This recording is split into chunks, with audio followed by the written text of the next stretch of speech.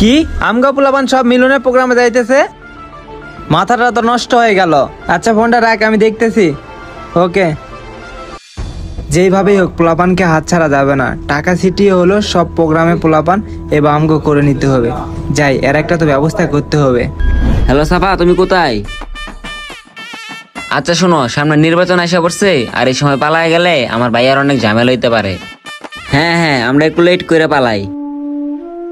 আর শোনো, আমার একটু ভালো লাগতেছে না, আর আমার বাসাটাও ফাঁকা। তুমি আজকে আমাকে একটু সময় দাও। সত্যি তুমি আসতেছো? আচ্ছা ঠিক আছে, আর চলো চলো চলে আসো। আচ্ছা ওকে।